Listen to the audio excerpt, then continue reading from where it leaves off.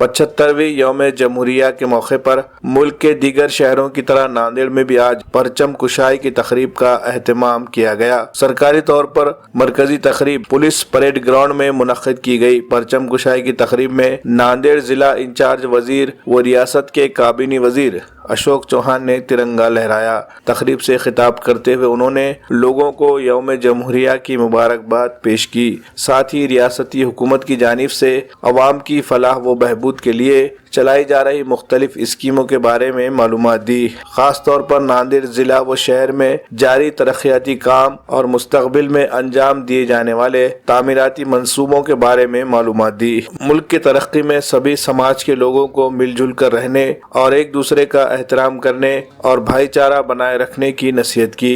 इस मौके पर अशोक चौहान ने तकरीब में शरीक लोगों से मुलाकात की और उन्हें यौम जमहूरिया की मुबारकबाद पेश की।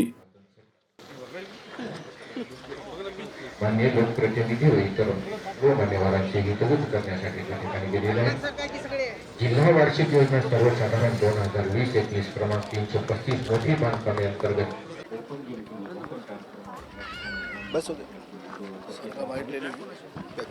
आता आपण या धोरणाच्या अंतर्गत शेतकऱ्यांनी 46.39 कोटी रुपयांचा प्रलंबित वीज बिलाचा भरणा नांदेड जिल्ह्यात केलेला आहे।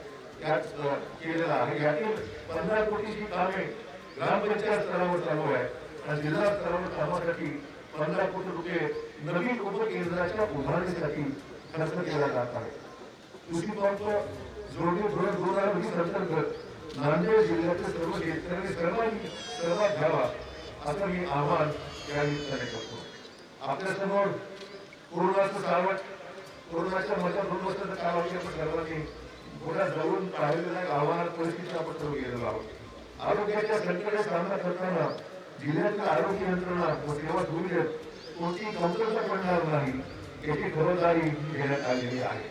विशेषतः ग्रामीण भागात आरोग्याच्या पायाभूत सुविधा चांगल्या दर्जाच्या उपलब्ध करण्यावर आम्ही अधिक भर दिलेला आहे।